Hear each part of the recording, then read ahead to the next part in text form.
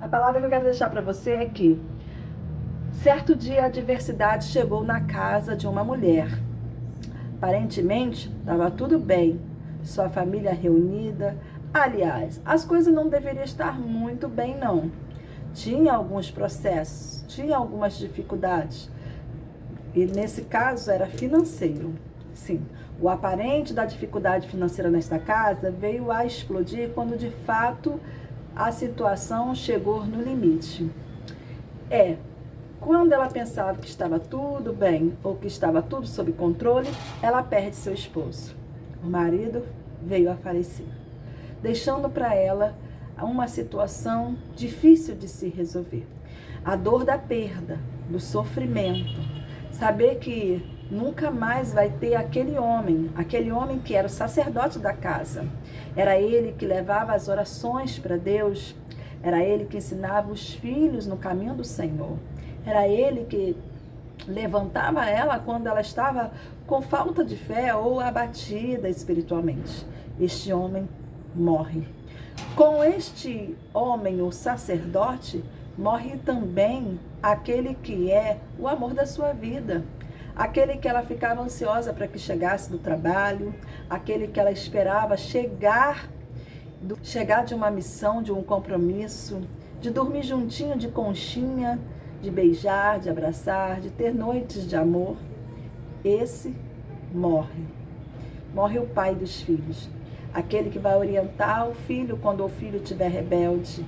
Aquele que vai falar com autoridade quando precisar falar com os seus filhos. Aquele que vai corrigir, que vai ensinar, que vai dar amor. Aquele que traz segurança. É a figura de homem valoroso dentro do lar. Este homem morre. Morre o pai. Sim. O pai dos seus filhos. Então essa mulher, ela perde o também provedor da casa.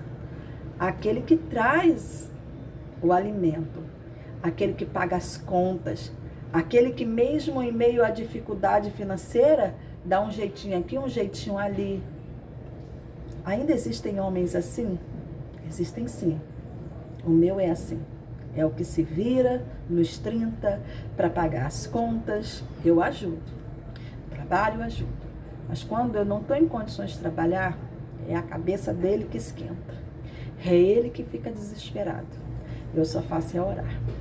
Bem, é o também que me ajuda. Porque quando eu estou meio lá, meio cá, meio entristecida, meio depressiva, meio fraca.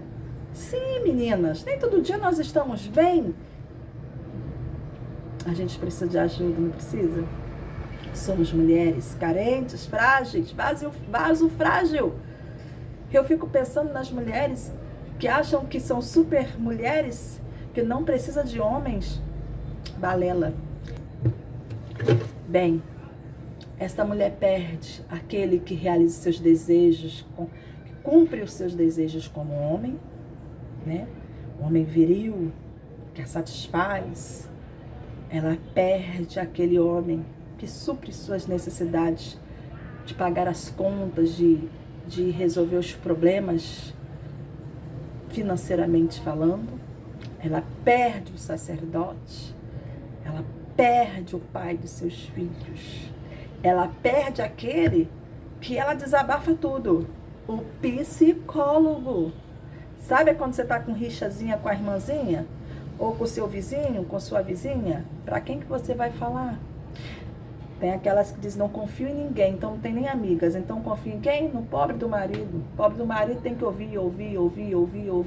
E quando ela não quer falar para o marido toda a sua verdade, que está lá no seu íntimo, aí ela começa a arranjar briga, confusão, situações, falar coisa aleatória, coisa com coisa.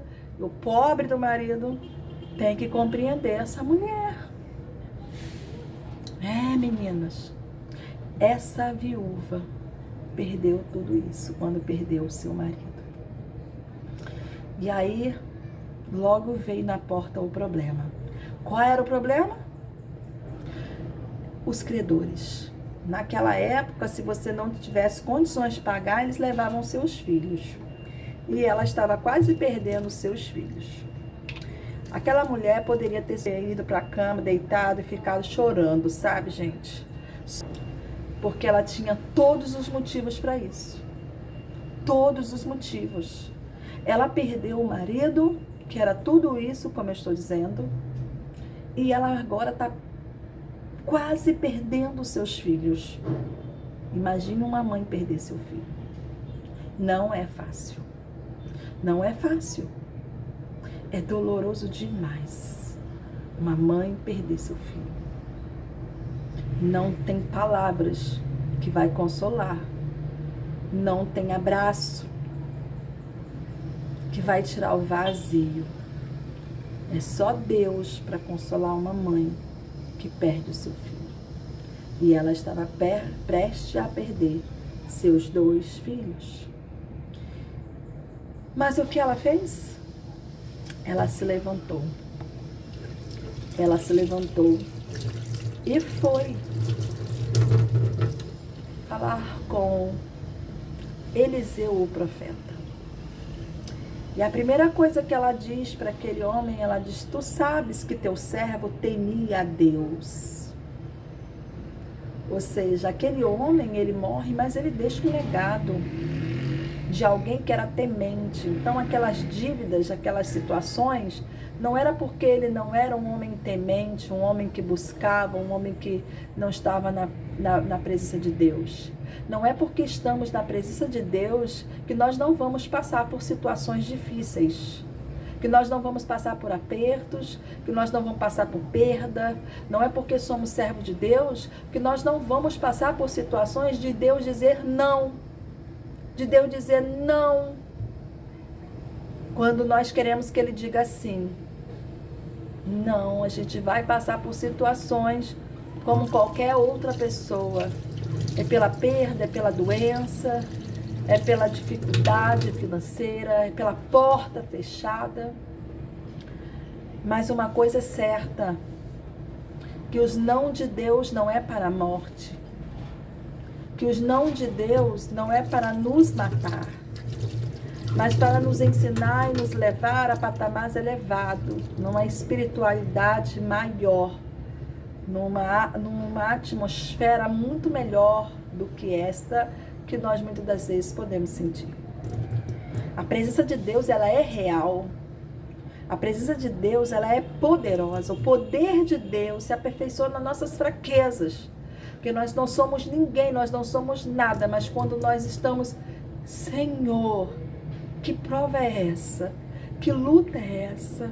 Que situação é essa? Que vento é esse, Senhor? Ele diz, no momento em que tu se acha fraco, eu sou contigo. Porque Deus não quer que nós venhamos nos apoiar em nós mesmos, no nosso próprio entendimento, na nossa própria força. Deus não quer. E muitas das vezes nós estamos assim, cheio do nosso eu, cheio do nosso ego, do nosso orgulho, achando que de alguma coisa que vem de nós. Não somos nada disso. Não temos nada em nós se não vier do Senhor. E aí, minhas amadas, minhas amigas, você que tem canal, que tem lutado para conquistar teu sonho dos 1.000 inscritos, das 4.000 horas, que tem lutado para conseguir aí chegar aonde você quer chegar, não se deixe levar somente por isso. Não fique somente pensando nisso. Você tem um propósito. Qual é o teu propósito? Você tem cumprido o teu propósito diante do Senhor? Busque o Senhor enquanto se pode achar. Invocai-o enquanto Ele está perto. Vai haver momentos em que nós não vamos ter a palavra de Deus para poder nos direcionar. E hoje muitos desprezam a palavra de Deus. Muitos até dizem respeitar. Colocam aberta no Salmo 91, no REC, deixa para lá. Coloca aberta, mas não lê. Não procura entender. Fazem coisas contra aquilo que está escrito. Alguns querem até arrancar algumas coisas que estão escritas para viver conforme a sua carne, conforme a sua vaidade, conforme a sua vontade. E sabe, o juízo de Deus, ele vai vir. E tudo isso vai perecer. E quanto nós conquistamos, mais queremos conquistar. Isso não é pecado, mas se torna pecado quando nós passamos por cima dos outros, quando nós deixamos nosso orgulho falar mais alto, nosso ego, quando nós fazemos exceção de pessoas, quando não olhamos para dentro das pessoas, mas olhamos para a aparência. Olhamos para a aparência. Existem pessoas que quando a gente chega perto, a gente pensa assim, Senhor, tem misericórdia, Jesus. Só tem aparência. São frias, são sem amor, só amam aqueles que elas têm alguma coisa a oferecer. O Senhor veio e se voltasse hoje, como naquela época, muitos não reconheceriam Jesus. Muitos desprezariam o Senhor. Muitos também faria com que ele ficasse de lado quando estivesse junto com a sua turminha. Jesus não podia entrar nessa turminha. Porque quem era Jesus? Um homem que não tinha aparecer nem formosura. Não tinha nada que nós olhássemos, que nos agradássemos dele. Se ele tivesse hoje, ele não seria bem recebido, como naquela época não foi recebido por muitos. Mas aqueles que o recebeu, viram coisas grandiosas acontecer na sua vida. Que você reconheça Jesus hoje. Porque hoje ele não está como um homem aqui nessa terra, mas ele fala de várias formas para nós.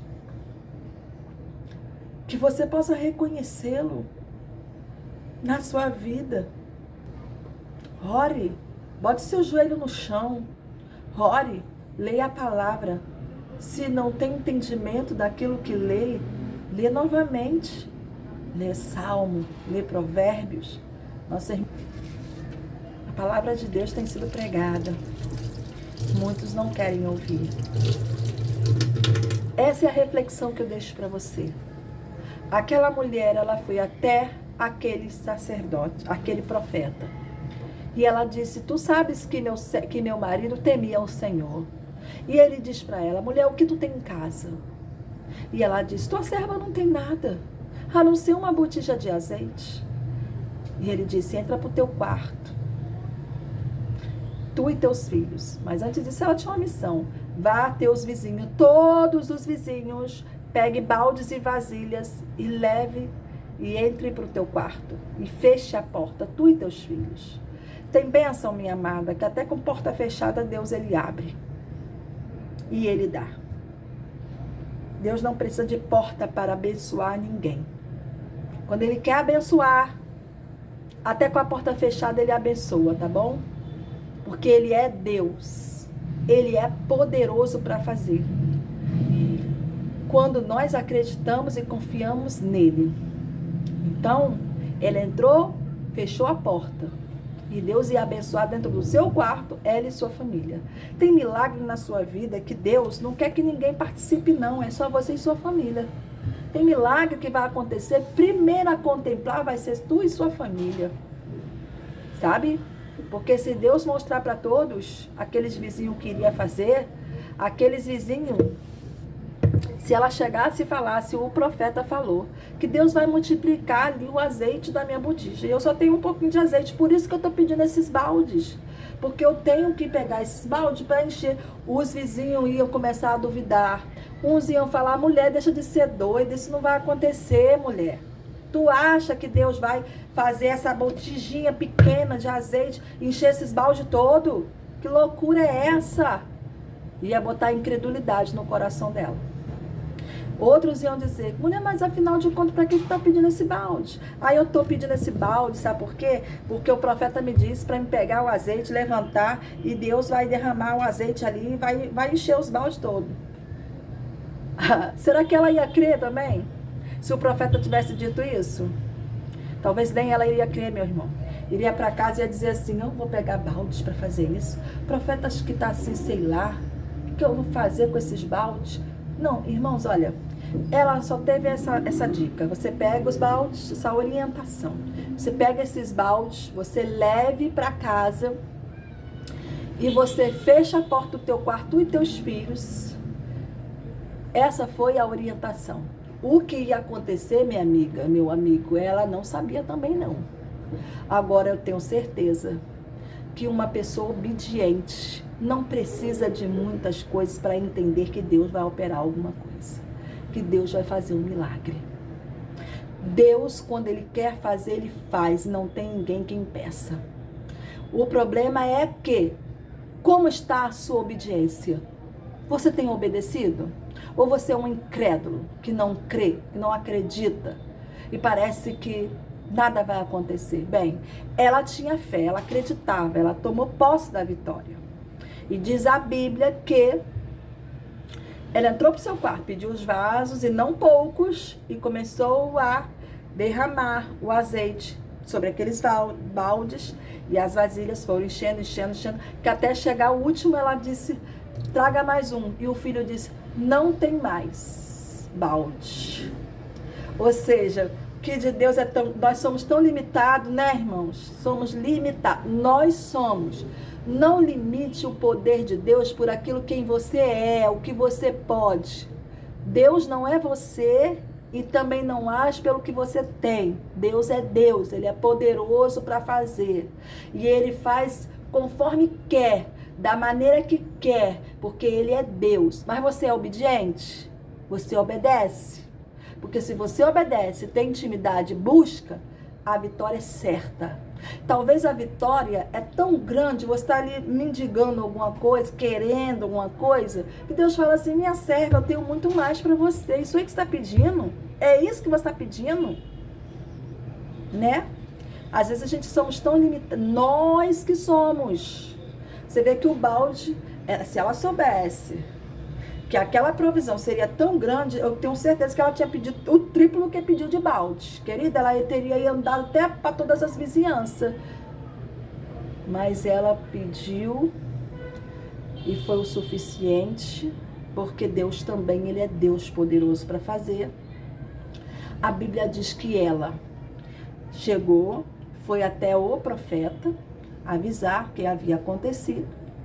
E o profeta agora instrui ela dizendo aqui, ó, pega, vende, paga a dívida e vivei do resto. Deus é tão poderoso, minha irmã, que Deus proveu para ela pagar o que precisava pagar e ainda viver do resto. Ela ia viver, sabe o que é viver? Para a vida inteira com aquilo que Deus ia abençoar. Aquela bênção era para a vida toda. Quando a bênção é de Deus, minha amada, não é uma bênção limitada que você vai ter hoje e amanhã vai chorar de novo. Não, fique na obediência. Mas uma coisa que eu achei bonita é que ela voltou para agradecer, ela voltou para pedir orientação. Tem gente que Deus abençoa, sai da igreja.